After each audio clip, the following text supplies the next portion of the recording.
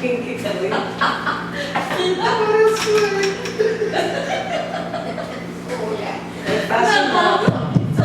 Graça, misericórdia e paz da parte de nosso Senhor e Salvador Jesus Cristo. Amém? Nós vamos ler 2 versículos. Um tirado de 1 Tessalonicenses 5, 14 e 2 Tessalonicenses 3, 6. Eu vou ler, depois vocês leem com mais vagar em casa. Diz assim a palavra do Senhor: exortamo-vos também, irmãos, a que admoesteis os insubmissos, consoleis os desanimados, ampareis os fracos e sejais longânimos para com todos.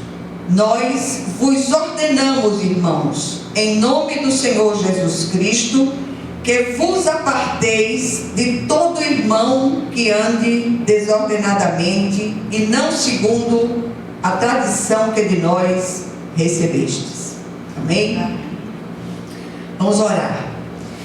Senhor, nosso Deus e nosso Pai Celestial, clamamos a Ti, Senhor, que o Senhor nos coloque no Seu prumo, para que saibamos testemunhar com fidelidade a respeito da Tua palavra, Senhor. Que o Teu nome em todas as coisas da nossa vida seja em tudo glorificado em nome de Jesus. Amém. Eu tenho conversado com algumas pessoas nesses dias, tenho falado a respeito de quão difícil tem sido o testemunho dos cristãos nesses dias. Não sei se vocês reparam nisso, mas tem sido uma coisa assim absurda a forma como os cristãos têm se portado diante daqueles que estão lá fora. E hoje eu queria encorajá-los a um andar de modo a glorificar o Senhor no cuidado e na responsabilidade de uns para com os outros. É muita tristeza, é muita queixa, é muita agonia, é muita desinformação e, sobretudo, tem sido muitas coisas passadas para os cristãos contemporâneos que estão a anos-luz da palavra de Deus. Então, mais que nunca, mais que em qualquer outra época, vá para a palavra de Deus, se debruce na palavra, invista tempo na palavra de Deus, pedindo que o Senhor esteja trazendo luz aos textos bíblicos. Segundo um relatório trazido por Timóteo, alguns irmãos na igreja em Tessalônica andavam desordenadamente, sem observar a sã doutrina, deixando de trabalhar, explorando uns aos outros. Parece que essa postura atravessou os séculos. Paulo escreve de Corinto para aquela comunidade, exortando-a a manter uma conduta digna e ordeira, tanto na comunhão dos santos, quanto na vida pessoal. O apóstolo traz algumas ordenanças ao final da primeira epístola, com o propósito de levar aqueles irmãos a um andar digno da vocação a que foram chamados, especialmente no que diz respeito ao cuidado e responsabilidade de uns para com os outros. Como é necessário você assessorar, você abraçar, você estar perto, você se dispor a ajudar. Quanta ajuda tem sido necessário ou necessária dentro das igrejas cristãs vivida por aqueles que atravessam momentos difíceis.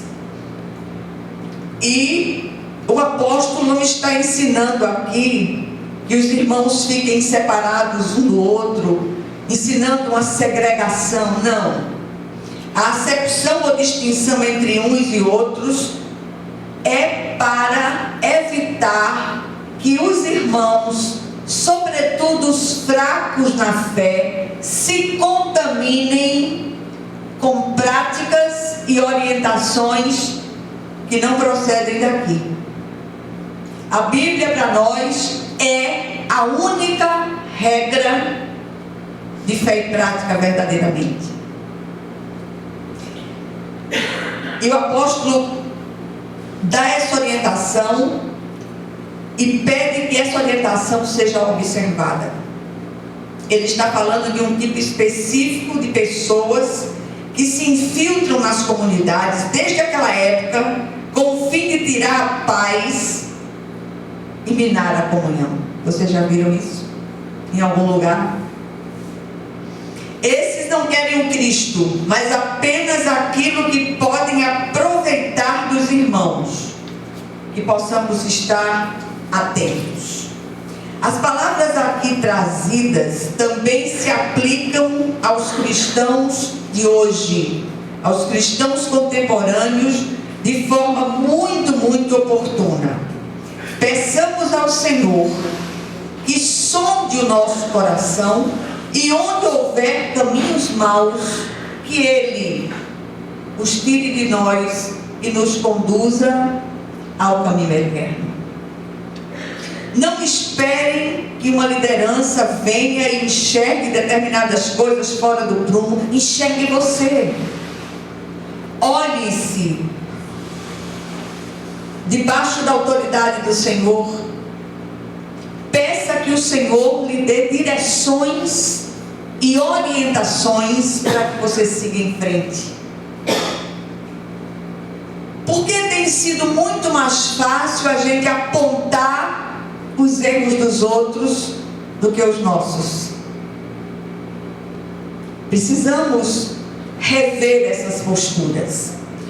Nos textos citados, o apóstolo Paulo traz severas exortações tanto àqueles irmãos quanto aos cristãos de todas as épocas. Olha que coisa contemporânea é a palavra de Deus. Primeiro, os textos pressupõem uma responsabilidade que devemos ter uns com os outros. A gente ouve muito as pessoas dizerem: eu não tenho nada com isso. Tem. Fazemos parte de um corpo.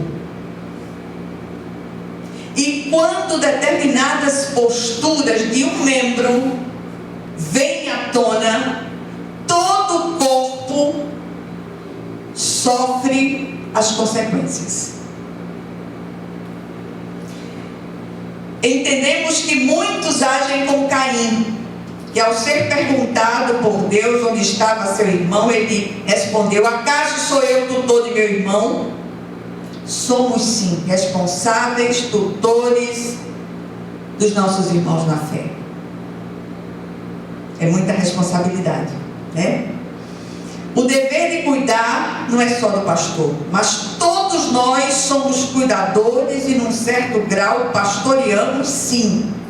Contudo, vale a pena refletir até onde deve ir a nossa responsabilidade pelo outro. Às vezes, dentro da nossa casa, há aqueles que não têm a mesma percepção que você. Ore por ele, clame ao Senhor, para que ele possa enxergar as coisas do ponto de vista de Deus. A igreja não é um museu de santos, é um hospital de pecadores. Mas há os que não se deixam tratar e permanecem nas comunidades com o propósito de contaminar os outros. Eu acredito mesmo, fazendo um parêntese aqui, que o próprio adversário, ele faz com que se infiltrem determinadas figuras para criar contenda, animosidade, problemas. E a palavra aqui para nós é uma só: cuidado. Segundo lugar, o apóstolo torna-se prático em suas exortações, dizendo o que deve ser feito por nós. Somos exortados de maneira imperativa pelo apóstolo a aconselhar os insubmissos, consolar os desanimados, amparar os fracos e ser tolerantes para com todos. Um parêntese aqui: tolerância do ponto de vista bíblico não é conivência com práticas contrárias à palavra de Deus. Creio que o apóstolo está ordenando essas práticas em relação aos irmãos em Cristo, que acatam esses cuidados e se dispõem a ser ministrados. Coisa boa é quando alguém se deixa ministrar. Há sempre aquele: eu não preciso disso, eu já ouvi isso a vida toda. E se já ouviu a vida toda, porque não pratica, né? Então, nós somos observados por homens e por anjos. Anjos eleitos e anjos caídos. Aqueles que formam a grande torcida contra, esperando a nossa queda. A sua queda, a minha queda. Então, fazer como dizem os jovens de hoje: fica ligado. Está ligado? Não tem história de estar ligado, né? Muito bem. Há muitos que não se deixam cuidar. São como pés de mandacaru, cheios de espinhos, impossível abraçá-los. Neste caso, recuemos sem culpa e apenas intercedamos por eles. Em terceiro lugar, o apóstolo torna-se mais enfático ainda aqui e mostra que, infelizmente, há aqueles que andam desordenadamente, sem arrependimento ou mudança, dos quais devemos nos afastar. Precisamos buscar do Senhor discernimento para perceber quais são aqueles que se misturam em nosso meio, mas não são dos nossos, infiltram-se com o propósito de tirar vantagem e, sobretudo, tirar a paz da comunidade, semeando contendas. Eu já vi isso inúmeras vezes nesses 40 anos de caminhada. Querem as bênçãos, mas não compromisso com o abençoador. São arrogantes, acusadores e ingratos, são maledicentes, calunizadores, encrenqueiros, espalham contendas, são usurpadores, exploradores dos irmãos, são como o mar morto, que só recebem sem dar nada em troca. Querem ser ajudados, mas não ajudam ninguém. Meu pai costumava dizer que um amigo bom ajuda o outro, mas tem gente que quer ser o outro a vida toda. E tem gente que tem tudo quanto é de falta, só não tem falta de ar. O que o texto nos ensina no dia de hoje? Primeiro, temos responsabilidade, sim, com os nossos irmãos na fé, e essa responsabilidade também passa por não se deixar manipular pelas falsas necessidades dentro da comunidade. Tenhamos cuidado com os que andam desordenadamente.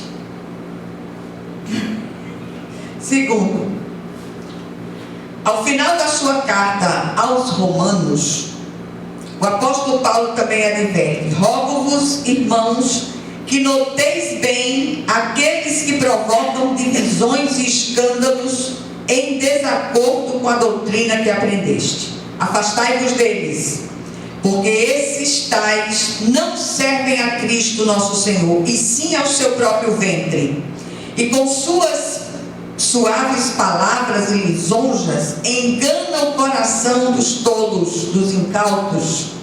A ordem aqui é apartar-se.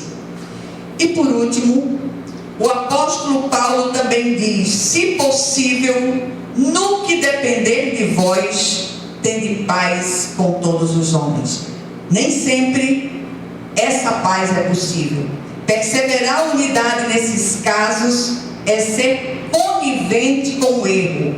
Favorecer os que andam desordenadamente é penalizar os que andam em retidão. Que estejamos atentos e sempre que necessário possamos dizer: basta, chega. Que o Senhor aplique essa porção da palavra aos nossos corações hoje, em nome de Jesus. Amém. Vamos orar uns pelos outros.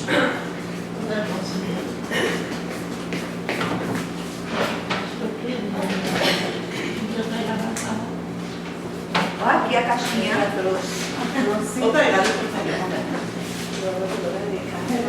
Eu pegar, esqueci. Você fala aqui. Eu só faço isso. Quer agradecer.